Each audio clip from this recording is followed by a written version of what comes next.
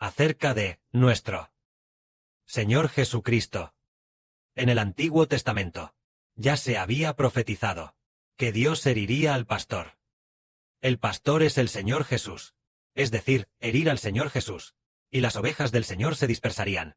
Lo maravilloso es que, al principio, hasta el Señor Cristo, cuando se sacrificó, las ovejas que seguían de cerca al Señor, no eran muchas, es decir, solo unos 10 hermanos. Pero, por supuesto, los que creían en el Señor, eran muchos, pero los que permanecieron cerca, al lado del Señor eran pocos. Leamos esto.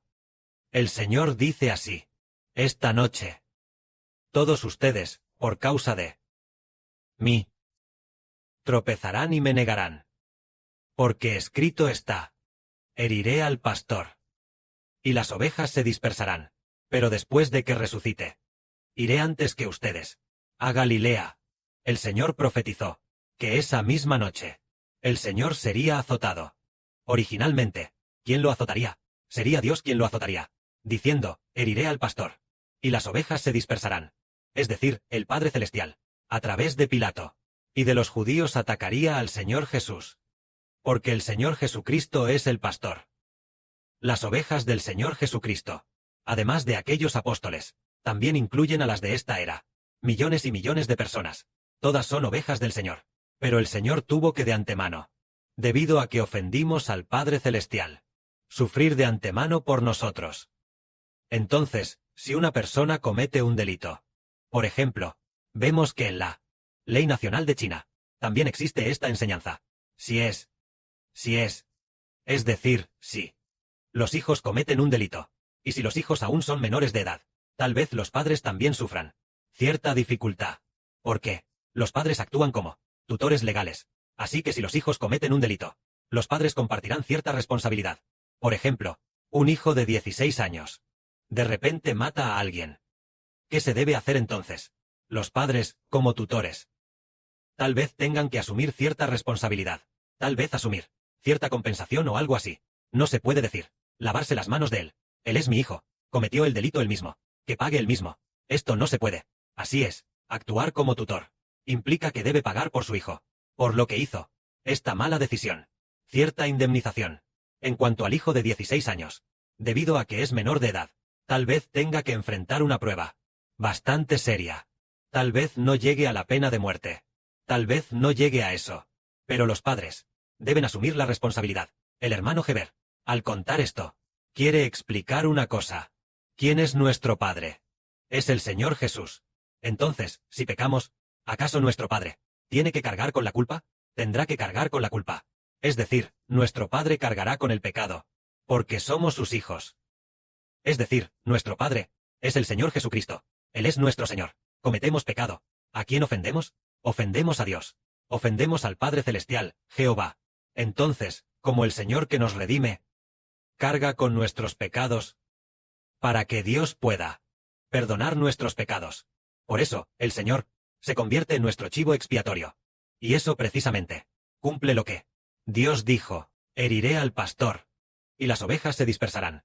Es decir, el Padre Celestial herirá al pastor, herirá al Señor Jesús. El Señor es el pastor. Entonces, ¿por qué lo hiere? ¿Es porque el pastor cometió pecado? No, es por las ovejas. Las ovejas del pastor habían abandonado a Dios.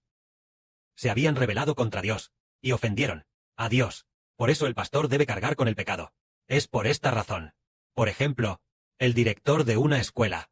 Si de repente los estudiantes tienen una pelea, y entonces, después de la pelea, y luego, de repente en medio de la pelea, 2 estudiantes mueren en la pelea. Entonces, aunque este director no fue quien peleó, pero fueron los estudiantes de la escuela quienes pelearon, ¿debe el director asumir la responsabilidad? Debe asumirla. Este director podría ser destituido, tal vez ir a prisión por medio año. Destituido, sancionado con degradación, porque hubo una mala gestión. Por la misma razón, todos nosotros, los hijos, ofendemos a Dios.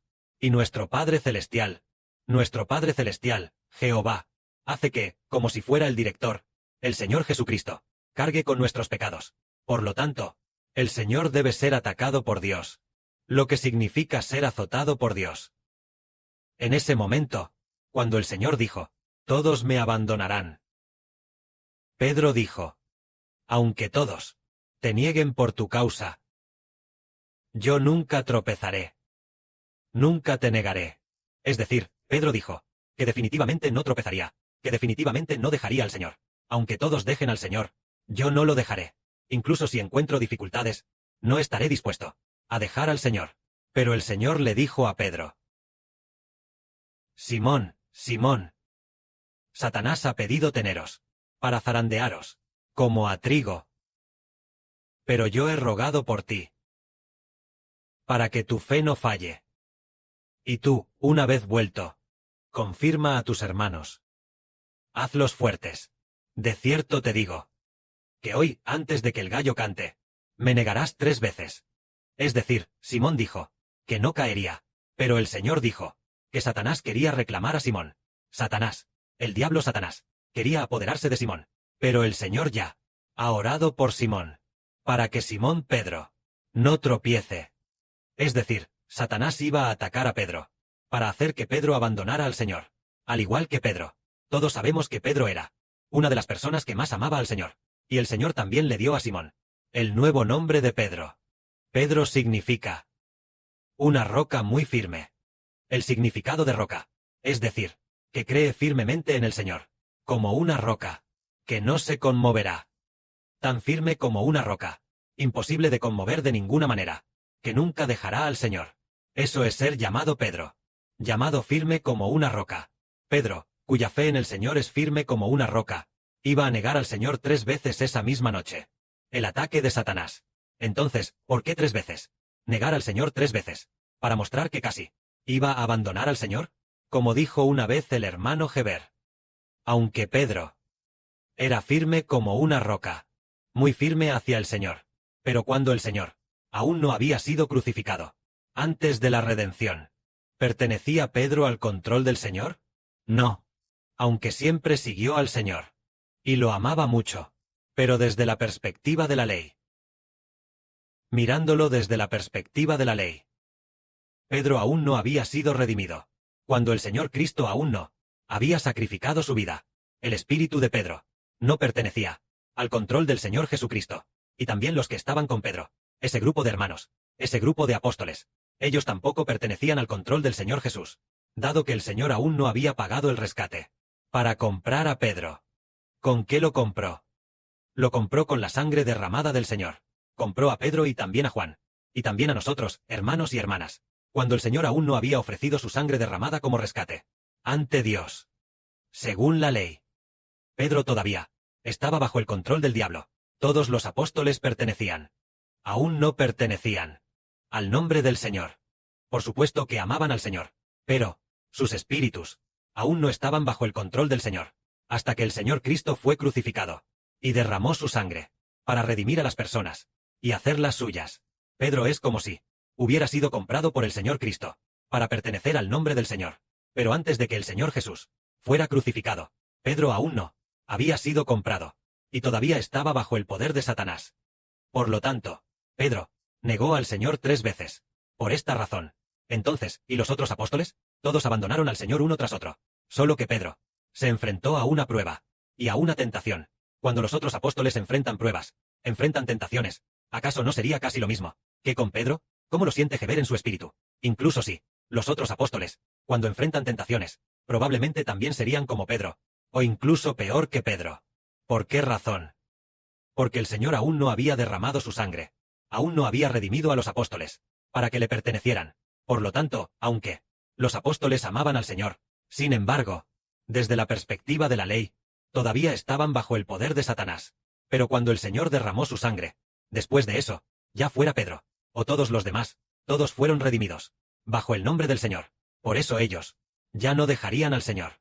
De esta manera, entendemos que el Señor debía derramar su sangre. Al derramar su sangre, las personas pasan a pertenecer al Señor. Entonces, añadamos algo más. El hermano Heber dijo hace un momento que si un estudiante comete un delito, entonces el director debe asumir la culpa. Esta es la ley del mundo, ¿verdad? Entonces, o por decirlo así, si los hijos pecan, tal vez los parents también tengan cierta responsabilidad. Así es como funciona. Pero ahora, por ejemplo, nosotros, los hermanos y hermanas de ahora, ¿estamos bajo el control de este mundo? Ya no. Entonces, ¿pertenecemos a nuestros hijos? Tampoco, porque ya hemos muerto, bautizados en Cristo, Ya hemos muerto. Ya no pertenecemos a este mundo. Pertenecemos al Señor. Entonces, si nuestros hijos cometen todo tipo de pecados, desde la perspectiva de Dios, nosotros pertenecemos al Señor Jesús que nos redimió. Ya no estamos bajo el control de los hijos, ni bajo el control de los padres. Incluso si todo lo suyo es juzgado por la gente del mundo, nosotros debemos dejar todo a un lado para predicar el Evangelio del Señor. Por ejemplo, pongamos un ejemplo, por ejemplo, nuestra hermana Ruth, por supuesto, aunque ella ya es de edad avanzada, sin embargo, ella sigue siendo de un hijo, su tutora. Entonces, según la ley, según las leyes del país, es así. Pero, desde que nuestra hermana murió al ser bautizada, ella ya no es la antigua hermana Peng Mingwa. Ella ya se ha convertido en una hija de la casa de Israel, bajo el nombre de Dios y del Señor. Es decir, la hermana Ruth. De este modo, la hermana puede estar tranquila. Con respecto a todo lo que pase después de su muerte, ya no estará bajo su control, porque la hermana ya pertenece a Cristo el Señor. Se ha entregado por completo al Señor, y solo debe predicar el Evangelio del Señor. O por ejemplo, un hermano nuestro, por ejemplo, nuestro hermano José, según las leyes del país, debería regresar a casa, para cuidar a sus padres, y cosas por el estilo, o asumir las responsabilidades familiares, y demás. Pero, ahora, él ya no es el mismo de antes. Ya no es el hermano Uyong-jun de antes. Ahora es el hermano José. ¿Bajo la autoridad de quién está? ¿Está o no bajo la autoridad de las leyes del país que dicen que debe hacer esto o aquello? No, lo hemos entregado todo al Señor. Vivimos para el Señor. En cuanto a todas las cargas que dejamos atrás, las hemos encomendado por completo. Encomendado totalmente. Solo trabajamos para edificar el reino de Dios. Solo hacemos las cosas de Dios. En cuanto a la gente del mundo, como nos juzguen, no nos importa. Dejemos que juzguen. Nosotros solo ante el Padre Celestial y el Señor. Buscamos ser aprobados por el Padre y el Señor, y solo ante los hermanos y hermanas. Nos basta con vivir una nueva vida. En cuanto a la familia que dejamos atrás, por ejemplo, el hermano Heber también tiene una madre de 60 años. Pero el hermano Heber no le importa. Un año, tal vez durante un año. No ha hablado con ella ni una sola vez. Ella envía mensajes, y él no responde. ¿Por qué no responde? Porque el hermano Heber piensa que el hermano Heber ya no es hijo de los hombres, sino hijo de Dios y del Señor, y solo es responsable ante el Padre Celestial y el Señor. En cuanto a qué hacer con la madre que dejó atrás, solo ora por ella, para que el Padre Celestial y el Señor la elijan, y con eso basta. En cuanto a todo lo demás, el Padre y el Señor tienen su conclusión. El Padre y el Señor se harán cargo de toda la responsabilidad. Entregamos todo al Señor, porque nosotros solo debemos esforzarnos al máximo, para salvar las almas de las personas, para que regresen lo antes posible al lado del Padre Celestial y del Señor. Si trabajamos tan diligentemente para el Padre y el Señor, un día, el Padre y el Señor también harán que la familia que dejamos atrás tenga un corazón arrepentido y sea salva. Lo que nos preocupa no es su vejez o esos asuntos, sino si obtienen la vida eterna o no. Además, en esta época tampoco es posible que les falte algo. Solo nos importa si obtienen o no la vida eterna, y obedecemos la voluntad del Señor, porque el Señor también lo dijo así. El Señor enseñó una vez: el que pone su mano en el arado y mira hacia atrás, no es apto para el reino de los cielos. Tenemos a uno de nuestros hermanos, el hermano Caleb, quien regresó muchas veces, y el Padre Celestial y el Señor casi se enfurecen. No estaban complacidos con él. Las canciones que compuso no fueron del agrado, fueron completamente descartadas, y entregadas a otros para que las compusieran. Sus turnos de guardia, debido a que no los cumplió, tampoco agradaron a Dios. Entonces, decimos, si una persona ama a su familia detrás de sí, más que al Señor, no es digna.